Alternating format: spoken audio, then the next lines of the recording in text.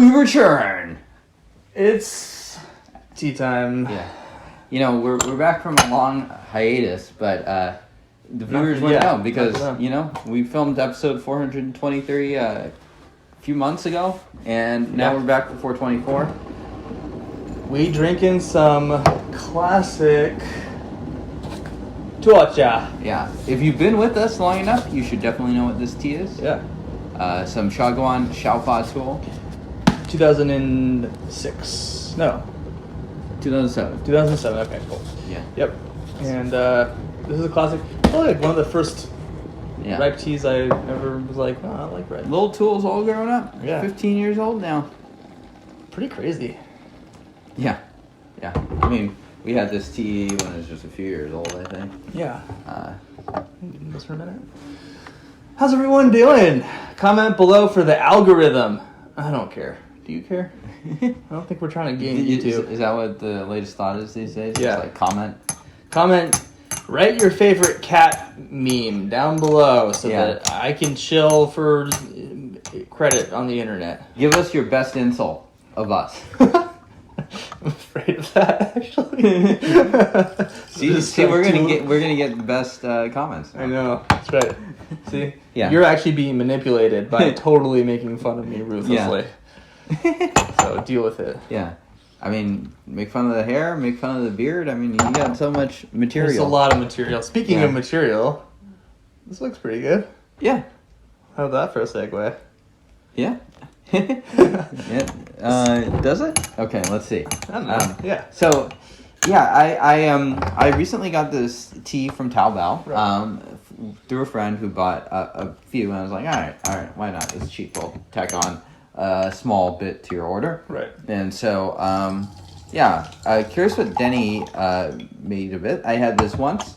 I found it to be okay. So I'm curious what Denny's opinion, because he is the officially certified Xiaguan Xiao Fa Tuo master. So, yeah. I don't know. I mean, for me, this has always been more of a daily drinker type tea. Yeah, for sure. Yeah, but with that being said, I'm looking forward to it. Definitely smells like a ripe.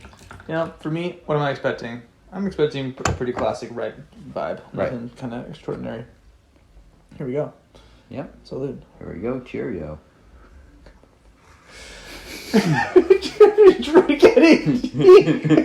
God. It worked.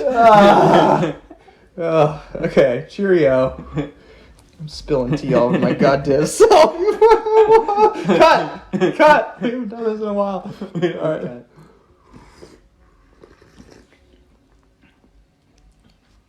Good to start. Love the viscosity. Sort of got a nice silky texture to it. Yep. Yeah. Mm-hmm. Yeah. Okay. A little charcoaly. Yeah. Not too heavy to start. No. Although, actually, surprising amount of bitterness. Oh yeah. For me, at least. Okay. It could also be we had some really good Laotian food right before this too, so I don't know. Some things were playing with my taste buds, but it's no Sichuan cuisine, but it's certainly flavorful food. Valid. Yeah. So, shout out to Sichuan Cuisine here in Seattle. We definitely officially sponsored or unofficially sponsored one of the episodes that we did. Oh my god. Like, this Sprite tastes like lemon. Yes. Yeah, no, look, not all tea has to be the most, like, galaxy brain. And this tea for me never was that. This truly has always just been a daily drinker. So a tea that I personally was like, I'm really enjoying this category, and then eventually got more and more into ripe. Ripes don't have as much variety as a lot of other tea categories that we've been on the show. Right. So to me, this tastes pretty smack down the line. Okay, so you think this is pretty... I think it's good. It's like, if you're expecting the LeBron James of ripe, you're not, we're getting it's more like they couldn't quite crack it in the NBA. They're like a 25th pick, so they go play in Greece for a few Jimmy years. Butler dropping the Game 7. Oh, that's pretty good. This team's Jimmy Butler. Actually, that's valid. Sorry, Jimmy. Love you, buddy. Yeah, we'll see you in Greece too. Cheers. Cheers.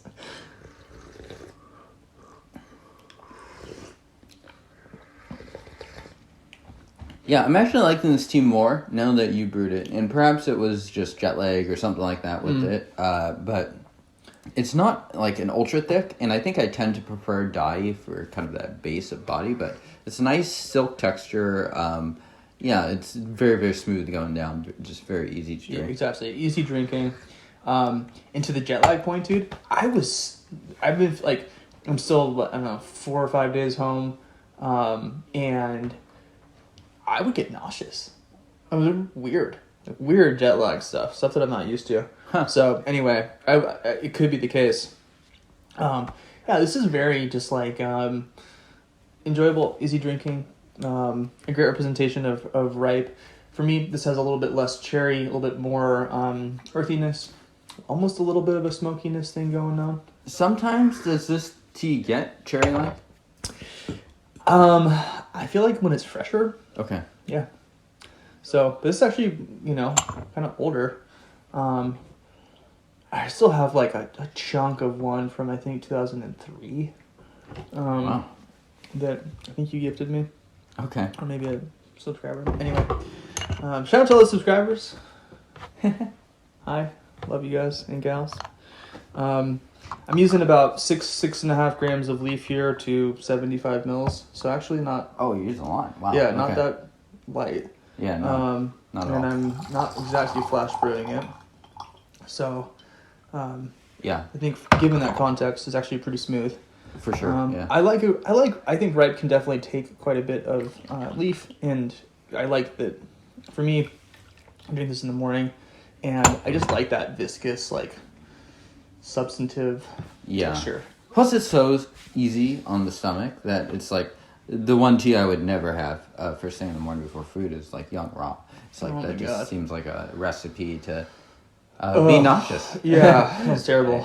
Since we're talking about that, yeah. Yeah. So, I mean, ripe is one of those teas that's extremely flexible.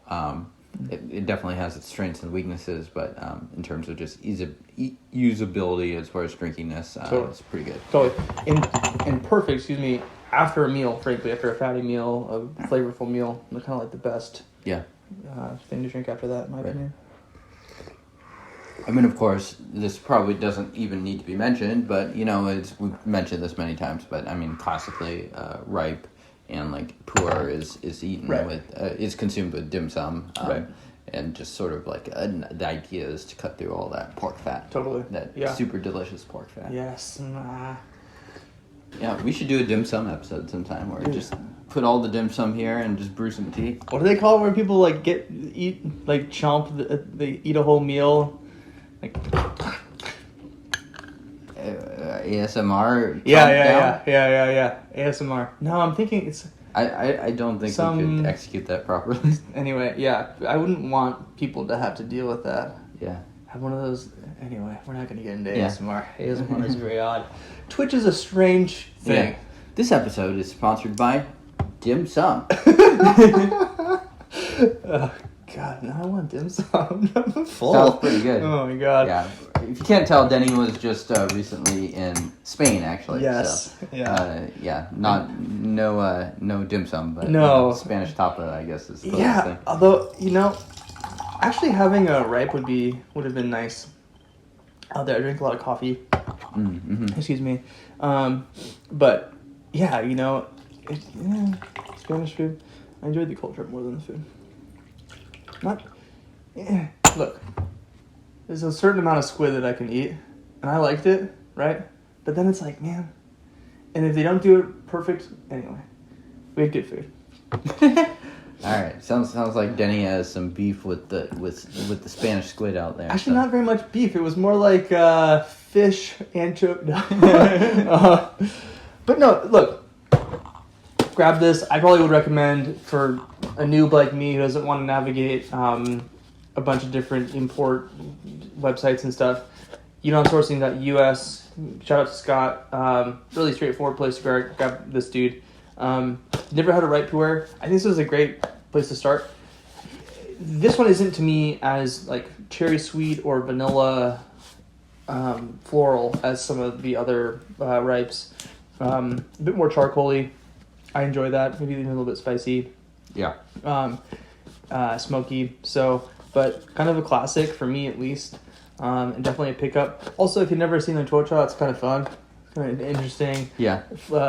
In actual tuo is like yeah. interesting shape. And you need not spend a lot of money on something like this. This should probably be. You should definitely be under $20. Right. Right. So I didn't check what these are going for, but yeah. Cheers.